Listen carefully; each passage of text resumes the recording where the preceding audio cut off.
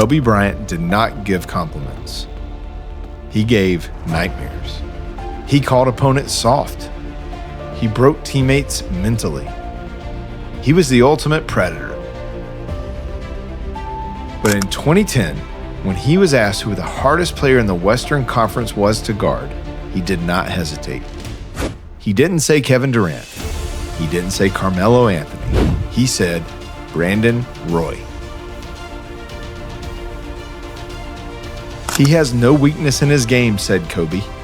365 days a year, 7 days a week. And Kobe wasn't alone. Meta World Peace, the man who broke Michael Jordan's ribs, said Roy was the best player he had ever played against. Better than LeBron. Better than Kobe. If you're under 25, you probably think Brandon Roy is just a name on a basketball reference page.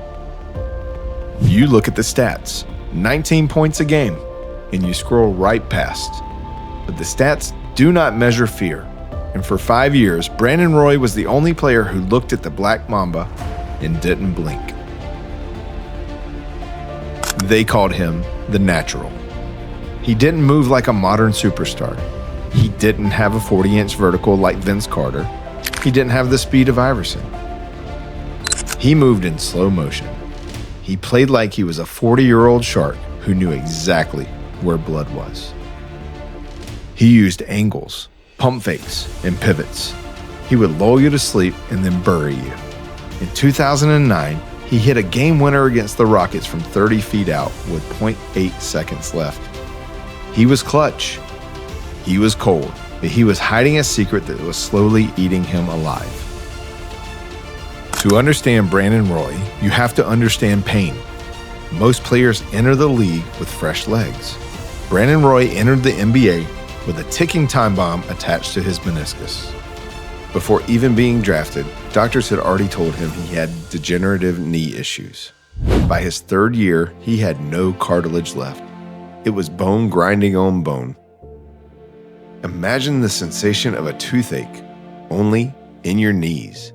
Every time you jump, every time you land, every time you cut. He told reporters there's no meniscus left to operate on. He couldn't even practice. He would sit in a tub of ice for hours just to be able to walk.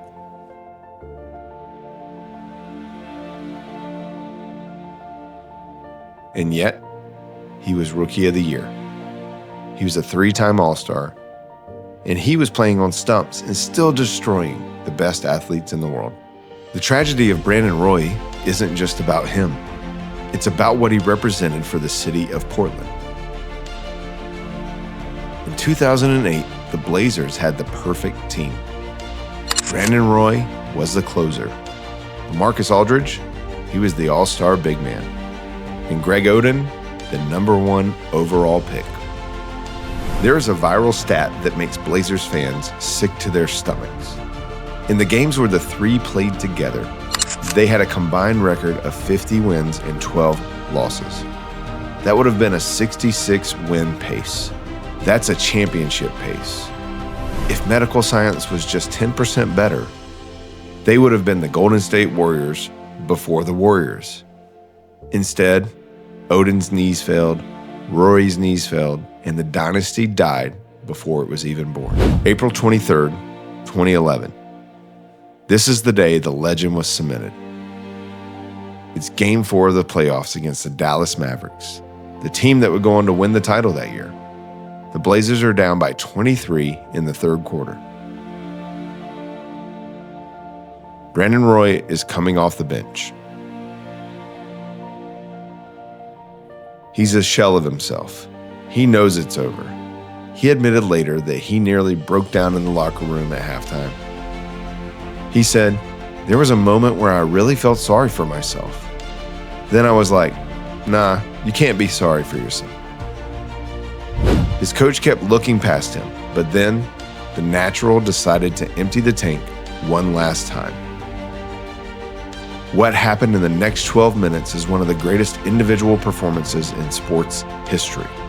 Brandon Roy, on one good leg, scored 18 points in the fourth quarter. He wasn't just scoring. He was making miracle shots, leaning into bank shots, contested threes over Sean Marion. He had a 4-point play to tie the game that defied physics. The crowd in Portland, the Rose Garden, was so loud that Roy couldn't even hear himself. He dragged the Blazers back from down 23 to win the game 84-82. It wasn't a playoff win. It was a Viking funeral. It was the last great game he ever played. He burned his career to the ground to give the city one last memory. Brandon Roy retired at the age of 27. He walked away while he was still an all-star level talent because he wanted to be able to play with his kids when he was 40. Most players would be bitter. Most would hate the game. Brandon Roy went back to high school, and in 2016, he took over as head coach at Nathan Hale High School in Seattle. The year before he arrived, the team won 3 games. In his first season, they went 29-0. He coached Michael Porter Jr.